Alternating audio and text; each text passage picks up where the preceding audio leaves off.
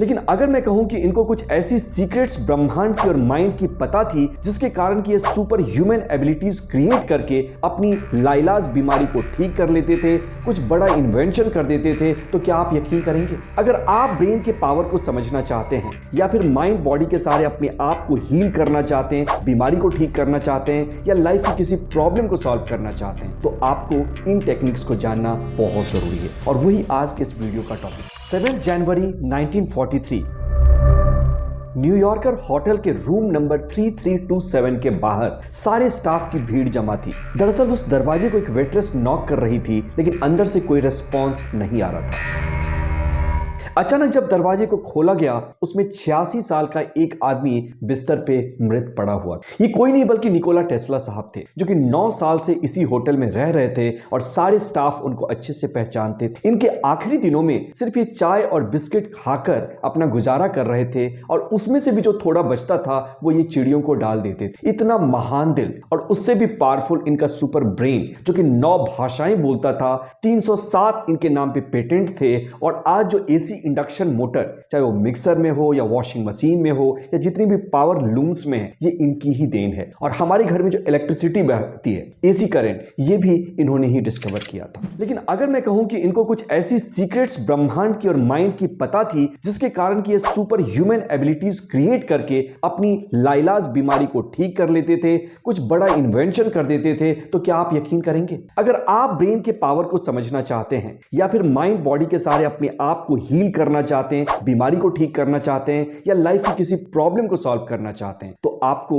इन techniques को जानना बहुत जरूरी है। और वही आज के इस वीडियो का टॉपिक। पहला सीक्रेट है, अगर ब्रेन के पावर को टैप कर सको तो लाइलाज बीमारी भी हम ठीक कर सकते हैं। निकोला टेस्ला साहब के फादर एक पुजारी थे और वो चाहते थे कि उनका बेटा भी बड़ा होकर एक पुजारी बने, लेकिन टेस्ला साहब के दिल में ख्वाब था कि वो एक साइंटिस्ट बने या एक इंजीनियर बने। और होता यह है कि उनको कोलेरा नाम की बीमारी हो जाती है, जो कि उस समय में लाइलाज समझी जाती थी। जब वो पूरी तरह से जर्जर और कमजोर हो गए तो उनके फादर उनके सामने एक डील रखते हैं कि बेटा, अगर तुम अपनी बीमारी को ठीक कर लेते हो तो तुम जिस डायरेक्शन में चाहो उस डायरेक्शन में चले जाओ। और कहते हैं ना कि जो पैशन हमारे दिल की होती है वो हमारा नहीं होता है, ये यूनिवर्स एक सीड की तरह हमारे अंदर इंप्लांट करता है। और जब हम अपने पैशन को फॉलो करते हैं, इतना करेज हमारे अंदर होता है, तो हम यूनिवर्स का काम कर रहे हैं। और उस समय चाहे कोई भी बीमारी हो, कोई भी कैंसर हो, शरीर और यूनिवर्स उस बीमारी को ठीक करने लगता है। और एग्जैक्टली यही हुआ। इनका कोलेरा रहस्यमयी ढंग से बिल्कुल गायब हो गया और इनके फादर ने इनको खुली छूट दे दी कि तुम अपने पैशन को फॉलो करो और जाओ, जो करना है करो। इसमें एक बहुत बड़ा मैसेज है। हम में से ज्यादातर लोग ना दुनिया को खुश करने के लिए, अपने पेरेंट्स को खुश करने के लिए जीते हैं और अपने लाइफ के डिजायर, जिसके लिए हम बने हैं, जो सीड से हम लोडेड और कोडेड हैं, कहीं ना कहीं हम उसको इग्नोर करते हैं, अपने अंदर की आवाज को। तो आज आपके लिए भी जरूरी है कि अगर आपकी लाइफ में कोई ऐसी बड़ी चैलेंज या कोई डिजीज है जो कि आपको परेशान कर रहा है, तो सबसे पहले आपको ढूंढना है कि आपके अंदर की आवाज क्या है। अपने पैशन को फॉलो करिए, क्योंकि आपका पैशन आपका पर्पस भी है और इस तरीके से यूनिवर्स की इंटेलिजेंस आपके लिए काम करेगी। पॉइंट नंबर 2, मुझे यही लगता था कि साइकोलॉजी के जितने भी थिंकिंग मॉडल्स हैं वो परफेक्ट हैं, लेकिन जब मैंने इनके सोचने के तरीके को समझा तो मेरा दिमाग बिल्कुल हिल गया। ये कहते हैं कि किसी भी मॉडल में मत सोचो, वाइब्रेशन के टर्म्स में सोचो, अगर तुम यूनिवर्स के सीक्रेट्स को सच में समझना चाहते हो। जी हाँ दोस्तों, हमारे हर एक थॉट की ना एक वाइब्रेशन है और यूनिवर्स हमारे वाइब्रेशन को सुन रहा है और वाइब्रेशन को ही डिकोड करके हमें वापस करता है। अगर मान लो आपको किसी ने धोखा दिया या चीट किया, आपके दिल में यही आएगा कि मैं भी इसके साथ बुरा बर्ताव करूं, इसके साथ रिश्ता तोड़ दूं। लेकिन ऐसा करते समय इस तरह के विचार के कारण आप अपनी वाइब्रेशन को लो कर रहे हैं। और जब जब आपकी वाइब्रेशन लो होगी, आपका जेनेटिक्स हमेशा आपके अगेंस्ट काम करेगा, आपकी बॉडी हमेशा आपके विरुद्ध काम करेगी। या तो वो आपको कमजोर कर देगी, लो एनर्जी स्टेट में डाल देगी, जहां से कि बीमारियां पैदा होती हैं। लेकिन उसी तरह से अगर आप ये समझें कि उसने जो किया ये उसका कर्मा है, लेकिन मुझे अपनी वाइब्रेशन का ख्याल रखना पड़ेगा क्योंकि यूनिवर्स लगातार मेरी वाइब्रेशन को सुन रहा है, तो मुझे ग्रेटिट्यूड की फ्रीक्वेंसी पे रहना है, मुझे प्रेयर की फ्रीक्वेंसी पे रहना है, मुझे फेथ की फ्रीक्वेंसी पे रहना है, मुझे अपनी क्यूरियोसिटी की फ्रीक्वेंसी पे रहना है। और ये सब हाई वाइब्रेशन फ्रीक्वेंसी है। और जब इस तरह के थिंकिंग को आप मेंटेन करेंगे तो देखेंगे आपके जिंदगी में भी हर कदम पर नए अवसर आ रहे हैं। इनफैक्ट मिरेकल्स होना शुरू हो जाएगा। तीसरा पॉइंट, हम सबको ये लगता है कि हमारा ब्रेन जो है नॉर्मल है, लेकिन अगर मैं कहूं एक सीक्रेट टेक्निक है निकोला टेस्ला की जिसके सारे हर एक इंसान का ब्रेन सुपर ब्रेन बन सकता है, तो जी हां,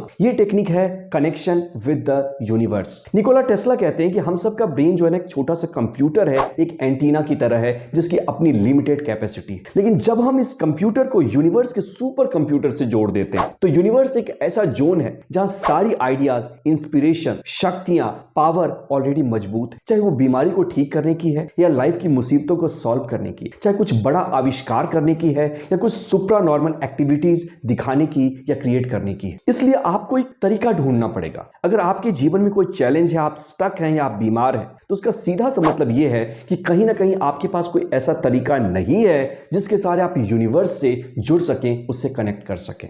आपने देखा है जब आप मंदिर में जाते हैं तो आपका मन अपने आप शांत हो जाता है, या जब आप पहाड़ों पे या समंदर किनारे एकांत में घूमने जाते हैं तो अचानक आपको अच्छा फील होता है। दरअसल ऐसा इसलिए होता है क्योंकि इस स्टेट में हम यूनिवर्स से कनेक्ट हो जाते हैं, हमारी वाइब्रेशन हाई हो जाती है और यूनिवर्स की इंटेलिजेंस हमारे अंदर से बहने लगती है, जिससे कि हमारा सारा डर, एंग्जाइटी, चिंता, कब होगा, कैसे होगा, सेल्फ डाउट अपने आप डिसॉल्व करना शुरू हो जाता है। इसलिए हर दिन आपको ये कोशिश करनी चाहिए कि आप कैसे यूनिवर्स से जुड़ सकते। प्रेयर एक तरीका है, साइलेंस में बैठना एक तरीका है, मंदिर जाना, गुरुद्वारा जाना, जहां भी आप बिलीव करते हैं जिस गॉड में, वहां जाना एक तरीका हो सकता है। नेक्स्ट पॉइंट है लर्न टू थिंक। अगर मैं कहूं कि इंसान आज आविष्कार करना सीख गया है, घूमना सीख गया है, आसमान में जाना सीख गया है, लेकिन अभी भी उसे सोचना नहीं आता। इनफैक्ट टेस्ला साहब कहते हैं कि जीवन की जितनी भी प्रॉब्लम है वो इसलिए है क्योंकि हमें सोचना नहीं आता। We are not able to think properly. अब दो तरीके हैं थिंकिंग के। हमें यह सिखाया जाता है कि गहराई से सोचो, डीपली सोचो, लेकिन जब भी आप गहराई से सोचते हैं, सोचिए कर आपको मान लो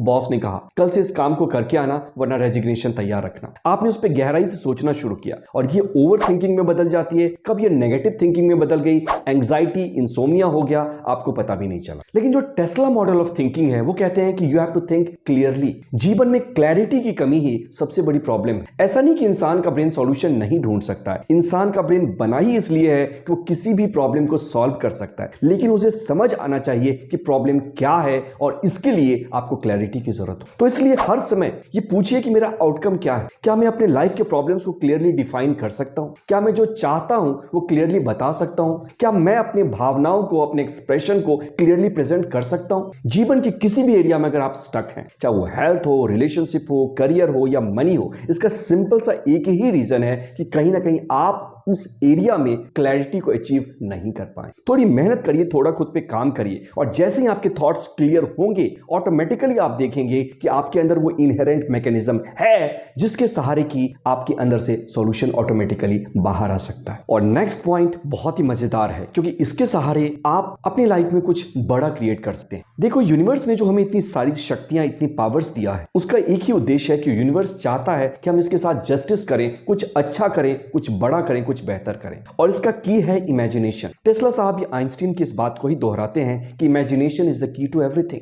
देखो, जो ये एसी इंडक्शन मोटर है जो कि मैंने पहले बताया, जो भी रोटेटिंग इंस्ट्रूमेंट है वहां पे जो यूज होता है, जो कि रिवॉल्यूशनरी डिस्कवरी थी, इसको निकोला टेस्ला ने अपने ब्रेन में इमेजिन किया। और जब ब्रेन में इमेजिन किया, कोई भी चीज इमेजिन करते हो तो आपके न्यूरॉन्स को वायर करती है, एक प्रोग्राम बनाती है और जिसके अंदर की वो इमेज स्टोर हो जाती है। और हम सब लोडेड एंड कोडेड हैं उस इंटेलिजेंस के सहारे, चाहे आप उसे रेटिकुलर एक्टिवेटिंग सिस्टम कह लो या फिर फ्रंटल लोब की जो प्रॉब्लम सॉल्विंग एबिलिटी कह लो, जिसके सहारे की जो भी इमेज आप अपने ब्रेन को फेथ के साथ और फीलिंग के साथ देते हैं, ब्रेन उसके लिए सॉल्यूशन ढूंढना शुरू कर देता है। और चूंकि ब्रेन की कैपेसिटी यूनिवर्स के साथ रहने के कारण इनफाइनाइट है उस स्टेट में, तो यूनिवर्स भी आपको वो रास्ते दिखाना शुरू कर देता है, वो सॉल्यूशंस लाने शुरू कर देता है, वो सर्कमस्टांसेस बनाने शुरू कर देता है जिसके सहारे की ऐसा हुआ। चाहे एरोप्लेन की डिस्कवरी हो या फिर टेलीफोन की डिस्कवरी हो, ये सब किसी न किसी की इमेजिनेशन थी। लेकिन उन पागलों ने ना सिर्फ उसको इमेजिन किया बल्कि उस इमेजिनेशन पे फेथ दिखाया, उस इमेजिनेशन पे कंसिस्टेंसी रखी और जो भी उनका इंट्यूशन, जो कि यूनिवर्स की आवाज है,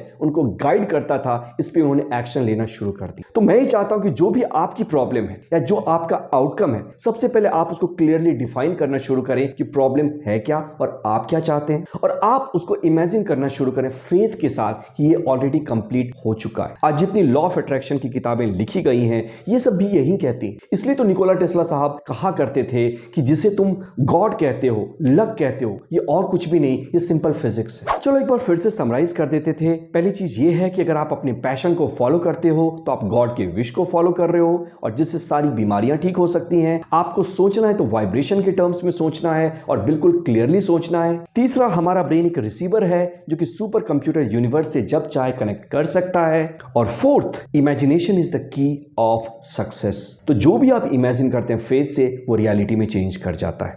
दोस्तों आशा करता हूं कि ये वीडियो आपको पसंद आई होगी। आप इसको जैसे चाहें उस रूप में इस्तेमाल कर सकते हैं। अगर आप मेरे फ्री वर्कशॉप्स को ज्वाइन करना चाहते हैं तो डिस्क्रिप्शन में लिंक है, उससे आप व्हाट्सएप ग्रुप को ज्वाइन कर सकते हैं। यूं ही बना रहे आपका साथ, फिर होगी मुलाकात। मैं पीयूष प्रभात। और भी बहुत सारी वीडियोस हैं जो चैनल पे इंपॉर्टेंट हैं, जाइए कुछ और वीडियोस को प्लीज देखिए।